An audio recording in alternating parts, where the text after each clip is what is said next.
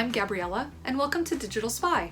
In this video, we're going to go through our favorite films of 2020. It's been a bit of a roller coaster year when it comes to movies and everything in general, but there have still been some really incredible films that came out this year. So sit back, relax, and enjoy. Jojo Rabbit. Jojo Rabbit was written and directed by Taika Waititi, and it's the story of a young boy in Nazi Germany who's a bit of a loner, doesn't really have many friends, except for his favorite imaginary friend, Adolf Hitler himself, played by Taika Waititi. It's a satirical comedy, a really funny takedown of Nazis, which is a great way to, stick it to the Nazi by just making fun of them. And Jojo Rabbit does a really great job at poking fun at the kind of foundation of the beliefs, the white supremacist beliefs of Hitler and the Nazis, while also remaining lighthearted, fun, entertaining, but also heartfelt and moving. There's the story of this young boy. He finds a girl hiding in his attic and she's Jewish, and through their friendship, he begins to kind of realize where his beliefs have been misfounded. It's very moving. It's very thought-provoking. I found myself talking about it with my friends and coworkers. I found myself thinking about it long after I'd seen it, because it's the kind of film that really sticks with you. It's got a great cast. It has a great message. It's really fun and funny. When I saw it in the cinema, people were laughing out loud. It was, it was one of those infectious experiences. And I think, even though now you may be watching it at home, maybe by yourself or with your partner or flatmate, it's still one of those films that it's an experience. And once you finished watching it, you're going to be talking about it for ages. So it's definitely worth watching. Yogi?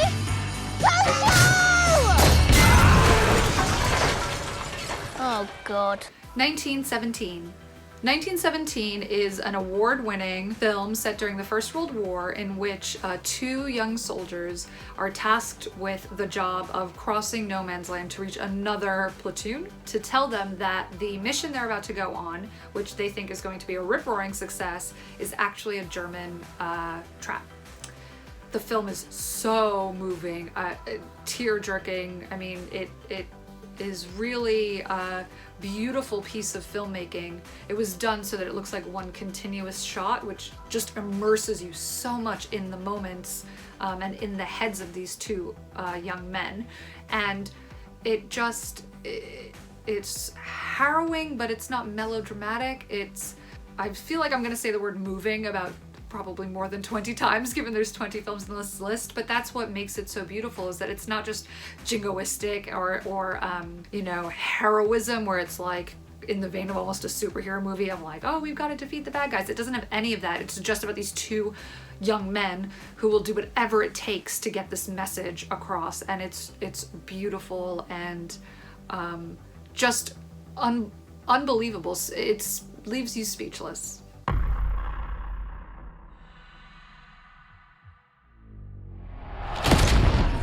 A Beautiful Day in the Neighborhood. So in A Beautiful Day in the Neighborhood, we have Tom Hanks playing Mr. Rogers, which is probably the most perfect combination you could ever think of. Now, Mr. Rogers is not as big of a figure maybe in the UK as he is in the US, where I am from. So I grew up watching Mr. Rogers. He was a mainstay on our televisions, and he's just such a heartwarming, sweet, sensitive person who really took childhood education and emotions to heart. He really made that his life's calling. That's kind of the context of the film. But what the movie's actually about isn't really Mr. Rogers. The movie's about a journalist who's sent to profile Mr. Rogers for Esquire. And as he becomes closer to Mr. Rogers, he begins to learn about himself and also kind of deal with his lingering grief, his fear about being a father himself, his relationship with his wife and his own parents. And it's one of these kind of stories about humanity. And the fact that it happens to be based on this real life experience, this real journalist and Mr. Rogers, just makes it that much more touching in a way. It's directed by Marielle Heller, who also did Can You Ever Forgive Me with Melissa McCarthy, which is another beautiful film. She really has an eye for teasing out these human stories and making them into entertainment. I mean, you're riveted by the story of this journalist as he's kind of reckoning with himself. It's so I'm gonna say moving again. I need a synonym for that. It's a beautiful day in the neighborhood, a beautiful day for a neighbor. Please won't you be my neighbor? That was wonderful. The Lighthouse. The Lighthouse is sort of an amalgamation of many genres. It's kind of a thriller, it's kind of a horror, I guess it's black and white, which is sort of a genre unto itself. It stars Willem Dafoe and Robert Pattinson in a lighthouse. It is what it says on the tin. But in this case, it's also, I mean, it's like psychological, right? It really is one of those movies that gets under your skin and you can really feel the madness creeping in. It's totally beautiful to watch. If you're worried about watching films in black and white, like they won't hold your attention, don't worry about that. This movie really sings in black and white because it lets you really focus in on almost what it's like in their heads. It has that deep psychological feeling to it. It's definitely, I don't want to say fun might not be the right word, but certainly entertaining.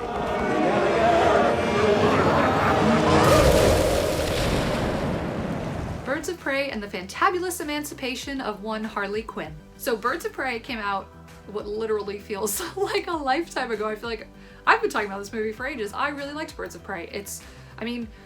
You've got Margot Robbie back as Harley Quinn, but this time she's really the focus of the story, and you see Gotham through her eyes. You see this kind of technicolor, neon, really bright version of Gotham, which is so different from what we're used to with, obviously we're used to seeing it through Batman, which is much grittier and grungier and kind of in the gutter. And this is so not that. This is fun, it's explosive, it's upbeat, it's fast-paced. It's just a really, really fun film. And on top of it, you've got this girl gang of characters who are brought together out of necessity more than any kind of ham-fisted, like, we're gonna beat the bad guy, yay, girl power. It's just a much more organic relationship between the characters. And that really comes through in everything, in the action, in the dialogue, in the kind of quieter moments. But I mean, it's just so much fun. It's one of those films that you come out of and you wanna run, you wanna dance, you wanna like jump up and down. It just gives you energy to watch it. It's just fun, just fun.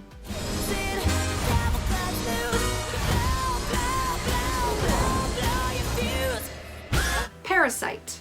Parasite was this year's Oscar winner for Best Picture, and deservedly so. It is a tense and beautiful in a very dark way. It tells stories of class and family and relationships and jealousy. It's one of these kind of deeply psychological, personal stories. And Bong Joon-ho, director, he just does such an incredible job at teasing those themes out of his characters, out of the dialogue. It's not only is it in what's spoken, but it's in the silences. It starts off as one thing and it morphs into something else, and it's one of those really unique cinema experiences. Dark Waters. Dark Waters stars Mark Ruffalo as the real-life lawyer Rob Ballot in the true story of the community that took down DuPont. So the story is based on the true and very harrowing story of a community that was being poisoned because DuPont was leaching chemicals purposefully into the water. The reason that this lawyer Rob Ballot gets involved is because he's actually from one of the towns that's being impacted by this pollution scandal. What the crux of the film that makes it so interesting is that Rob Ballot actually starts out as a lawyer for these big corporations. That's his job. And now he kind of switches teams and he goes to kind of work for the little guys, so to speak. But what makes this film so captivating in a way is that it's not done with any kind of melodrama. It's not done almost as if it's bordering on like a superhero movie. It's more nuanced and more layered than that, although you do come away from it feeling like, wow, these corporations will do whatever they can to get away with doing horrible, horrible things. But the characters themselves are they have so much perseverance in them that you don't come out of the film feeling like you're disheartened in humanity. You actually feel uplifted and you feel buoyed by the fact that there are these people out there who will do anything to see justice done, and real justice. It's just a phenomenal film. The fact that Mark Ruffalo himself is such a big proponent of green energy, and he's very into environmentalism, as we all should be, just kind of adds another layer to the film's impact on the viewer. It's one of those movies that, you know, you will remember in 10-15 years and you'll think, wow, that was such an incredible piece of movie making, and really a story that needs to be highlighted, because it's something that's kind of still going on, and it's, you know, it just reminds us that there is power when we come together, and that's a beautiful message. You want to take everything that you know and turn it against an iconic American company, like an informant. Isn't that right? Isn't that right? Isn't that right? Yes. Portrait of a Lady on Fire. Portrait of a Lady on Fire is so beautiful and devastating and just wonderful. I mean, like, there's so few words that I can use to describe how much I love this film. Really, it sings because of the performances of its main stars, and you get this very kind of human story of these women who, both in their own ways, are trying to kind of figure out what their role is in society, you know, but also like who they are in themselves, and how that changes how they relate to other people. Obviously, it's a love story, but it's not simple. That's an oversimplification to call it a love story. It's really just a kind of sweeping human tale, and it's just beautiful to watch. I mean, the scenery is gorgeous, the costumes are gorgeous, the art is gorgeous, everything about the women are gorgeous. Everything about it is just, you want to just soak it in. And then you've got the story itself, which just unfurls with time, and you really feel yourself going along the journey with these women. J'ai un nouveau sentiment. Le regret. De la jeune fille en feu. The Invisible Man. The Invisible Man stars Elizabeth Moss.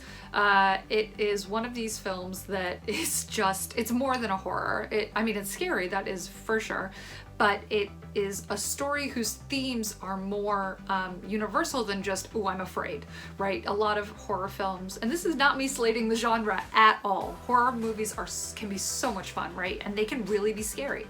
But there are some horror films where the themes that are really being teased apart and elevated into horror are things that we all live with every day, right?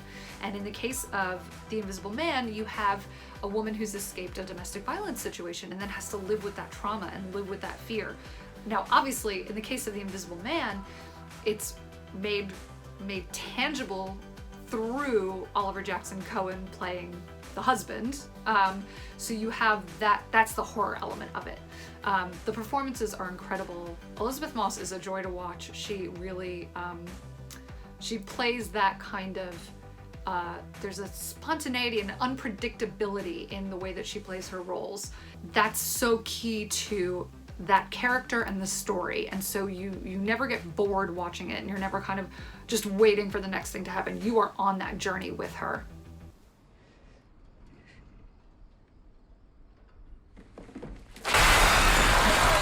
Onward.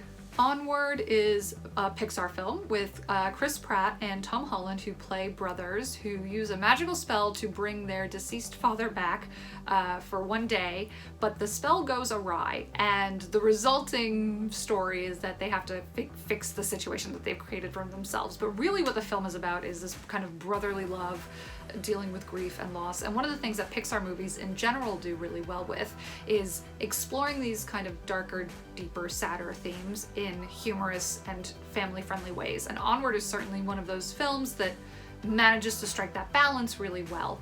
So it's certainly going to make you cry. I mean, even if you haven't experienced loss, it'll probably make you cry, because Pixar is great at doing that.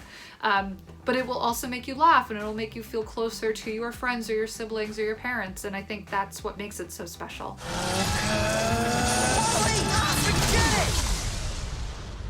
It worked! The can is huge! And the van is huge! And you're... Oh no. The Assistant. The Assistant stars Julia Garner as the titular assistant in the film, and she is a young woman who works at a film production company, and the story of the film is not really as important as to what the film is. It's a day in her life, and it explores how, as an assistant to this big Harvey Weinstein type film producer, she becomes complicit in the power dynamics that take place in that office, particularly as it regards him and women, which is so timely. I mean, timely in the sense that, you know, we are still kind of in this Me Too movement, and we're still talking about how women are viewed and treated, not only in film, but in politics and in medicine and all these different arenas. In the case of The Assistant, though, it really examines that power dynamic. It's not just about gender. It obviously is in a big way about gender, but it's also about power.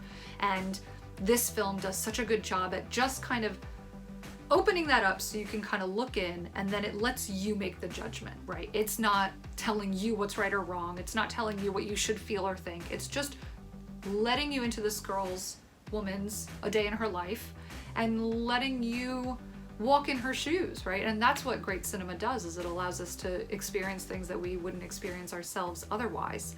And any young woman watching it, or a person who's been in a position, a literal job position like this, can empathize with the need to just buckle down and get through it, because there's a light at the end of the tunnel, and whatever that is for you can make you stomach quite a lot. And it's really a universal experience. It's a really beautifully done film. It's beautiful to watch.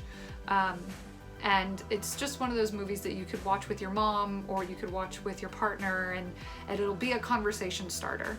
It's a great opportunity.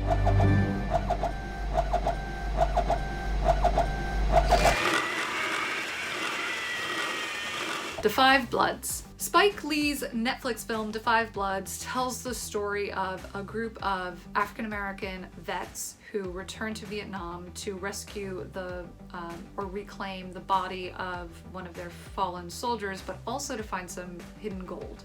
So it's sort of a heist movie, but it's also a really powerful story about race, masculinity, relationships, just interpersonal relationships, and the kind of American consciousness about the Vietnam War, particularly the Black experience. And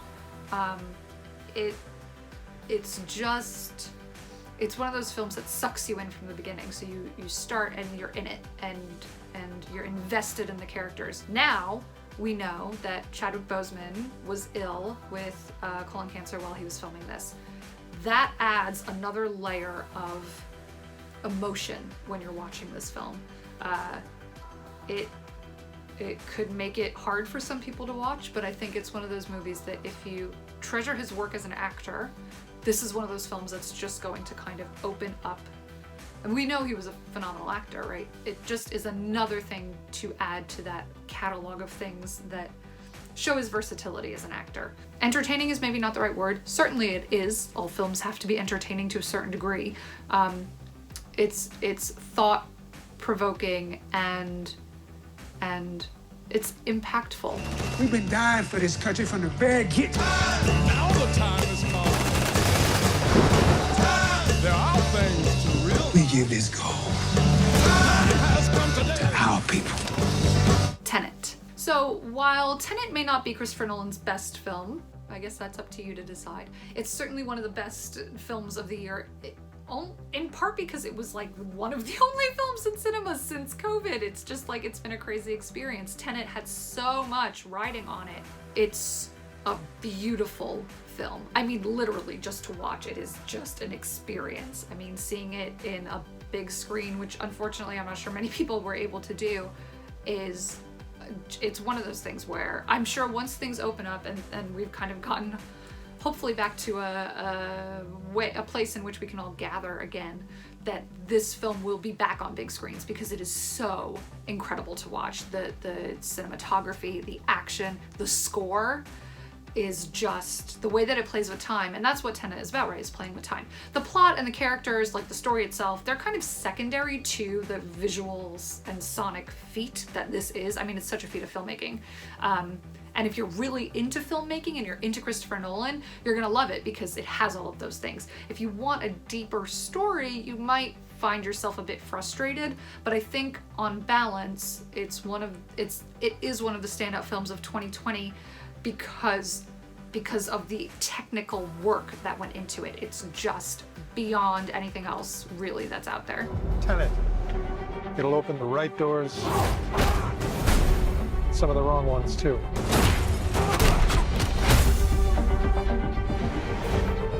Use it carefully. Bill and Ted Face the Music. Now this might seem like, why is it on the best movies of 2020? It is so much fun. It is a film for the fans, and that is exactly what these kind of long delayed sequels are supposed to be, especially when you're talking about something like Bill and Ted, which is just fun and heartwarming and upbeat and it's just happy. It's one of those happy films, and that's exactly what we need in 2020, is something that's just fun, and it's about bros and friendship and family and all of those good positive things that you just make you feel warm and fuzzy. It's like a big hug, and there's nothing better in this time, but also in any time, than a film that really just makes you feel happy and comfortable. And you know, it's just one of those movies that will, I think, hold up even when you look back at the other Bill and Ted films. I think it's one that's gonna be around for a long time.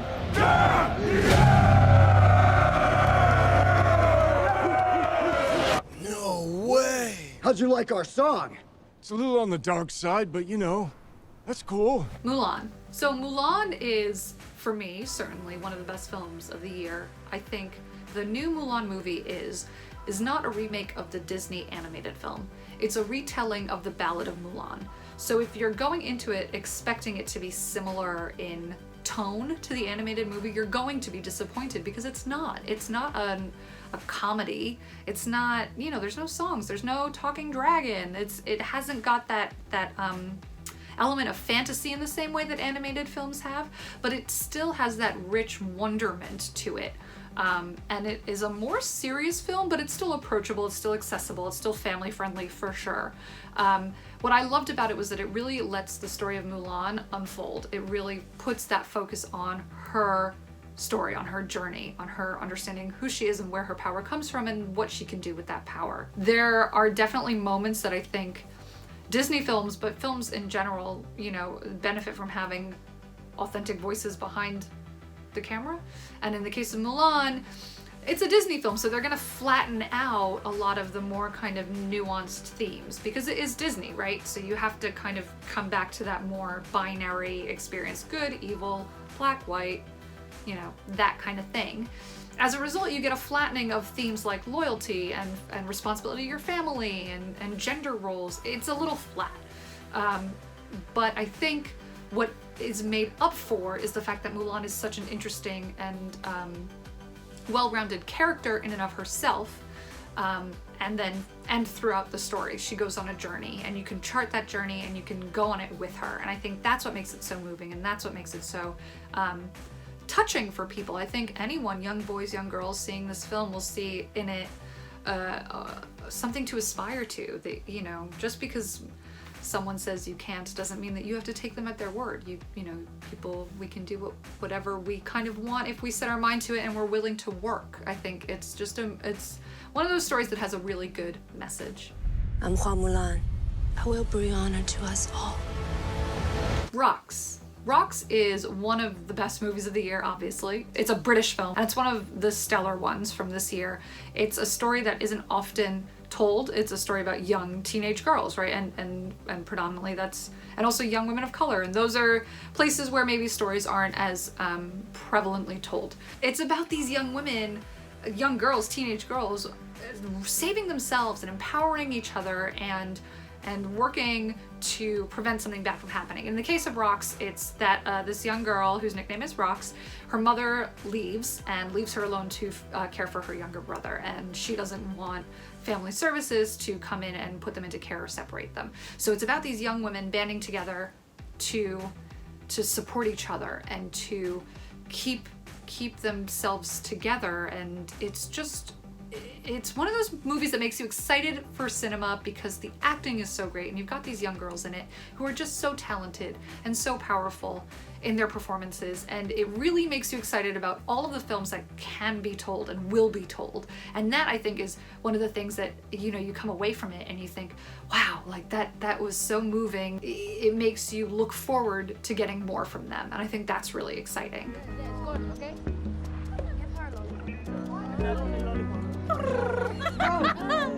So, welcome to the future. And then I'll go there. Rox, can you do my eyebrows? The Trial of the Chicago 7. So The Trial of the Chicago 7 tells the true story of you guessed it, the trial of the Chicago 7, which it was a trial that took place after protests / riots at the Democratic National Convention in the late 60s. And it's a story that I think is well enough known in America, not maybe so much in the UK, but it's kind of a seminal moment in our kind of cultural zeitgeist. Maybe more in America, again, than here. But it is one of these films that shows how the justice system can be manipulated by people in power who have a vested interest in doing something or saying something or getting something passed. And in this case, the lives of these 8, you have to watch the movie to figure out why I said 8, not 7, of these 8 men are just totally swept up in that, and they have little agency and little power, and so watching it is frustrating because, you know, you're watching this very unfair thing unfold. What the movie does really well is it doesn't slide into a feeling of hopelessness or that everything is corrupt and there's no one in it that's good or anyone worth saving or anything like that. It definitely highlights the areas where people do good, to balance out the people who are bad and do bad things. As a film, the cast is great. It's got a great cast. I mean, it's a huge cast, so I'm not going to name everybody, but in particular, Sacha Baron Cohen is phenomenal. Even Joseph Gordon-Levitt, who has the unhappy task of playing one of the kind of bad guys, not literal, but you know, he does a really good job with his role. There's a nuance to it, so everyone is multi-layered and nuanced, and it's not like the other films that I've talked about. It's not comical. It doesn't slip into that kind of good versus evil, even though that's a very strong theme in it. It looks at that with nuance, which is so key. And it is difficult to watch in places, but I think by the end of it, you'll come away feeling full of hope. And as much as it kind of echoes to today in terms of the issues that we are working on in terms of our society when it comes to the justice system, it makes you feel like there is a possibility for change if we can come together for that change, which I think is a really hopeful way to end a film, a hopeful message to take away from a film. But separate to all that, it's just a great acting. It's a great script. Aaron Sorkin, I mean, so you know it's going to be well written and it's going to be well acted. So it's really one of those movies that you can sink your teeth into in a real way. We have to find some courage now.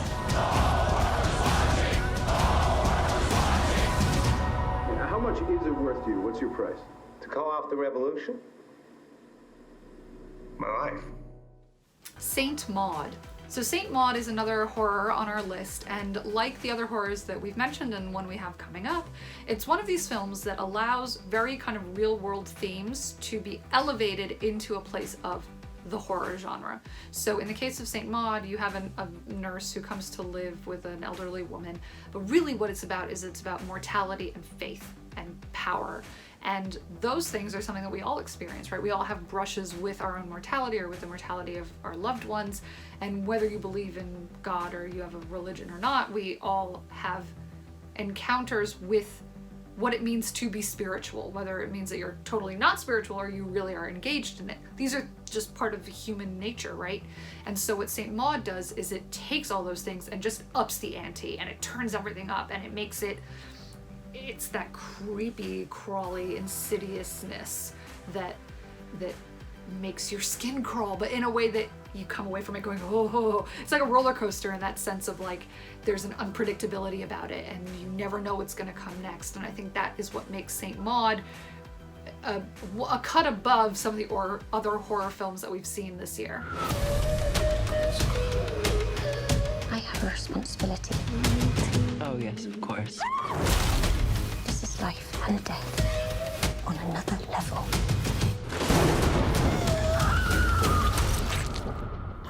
Kajillionaire.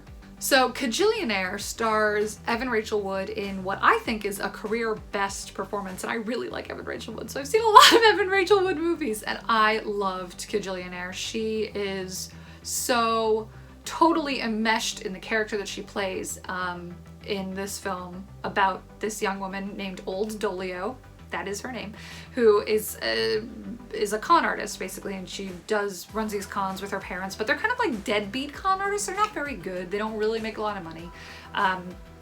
But really what it is it's a coming of age film. And when you think of coming of age films, you usually think about like 13-year-olds or maybe like 19-year-olds and those kind of like precipice years where you're either, you know, leaving school or starting uni or starting your adulthood. She's much older than that in this. So what you really get is an adult coming of age story. And so the themes are much more adult. They're much more about coming to terms with your own sexuality, about coming to terms with your relationship to your parents, which as you get older, you see them really for who they are, more as people than as mom and dad, who maybe are a little more infallible in your childhood memory. So it really unpacks all those things. But because it's a Miranda July movie, it's also really weird in like a really good way. It's not off-putting weird. It's not so weird that you're going like, what is going on here? There's a little bit of that, but it always is pulled back into reality by the performances. And I think that's that balance that she strikes so well. So you really get a sense of kind of epiphany in it. You go on that journey with her. And I think one of the things that makes Evan Rachel Wood so spectacular in this role is she really breathes it into life, in the sense that you feel like this character existed before the film and will continue to exist after the film, and you're just getting a 2-hour glimpse at her story in this moment. But it feels so real and so wonderful. It really leaves you with the sense of like you've just been with someone in their life for a brief window of time, and that's just a beautiful thing. This is the way the big one starts. If you're lucky, you'll get crushed, and then you just die right then and there. Relic. So Relic is our last film on the list. It's also a horror movie. Like the other ones, and I've said this before, it's one of these films that takes very real themes and elevates them into something scary. And in this case, it's the story of a woman whose mother is suffering with dementia, Alzheimer's. That's scary in and of itself. So then when you bring all that up into the horror genre, you really can take an unflinching look at what that means, the deep kind of psychological fear that inspires. And what's great about Relic, and really fits in with its themes, is that it's not concerned with tying up all the loose ends or answering all your questions or putting a bow on everything. You know, the monster under the bed was so-and-so. It doesn't feel contrite that way. It's much more human and real, because in real life we don't get all those answers. We don't get a nice bow on every relationship or every experience, and I think that's what makes this so haunting, and it sticks with you because of that, because it's so real. Everything all right, Grant? I thought this was where it got in. Who? Whoever it was coming into the house.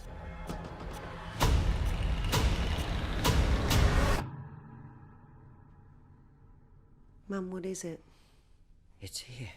So that's it. Those are our favorite films of 2020. It should be noted that we filmed this in mid-November and there's still some movies left coming out this year, but we feel like we have a pretty solid list. You know, Dolly Parton's A Christmas in the Square probably wasn't gonna make the cut, but you never know. Such a low blow. If you feel like we've left anything off the list, or there's a film that we mentioned that you really didn't like, or you agreed with us wholeheartedly, feel free to let us know in the comments below. If you like what you saw, you can always like and subscribe to our channel for more glorious at-home kitten content. But for now, I'm going to say thank you so much for watching.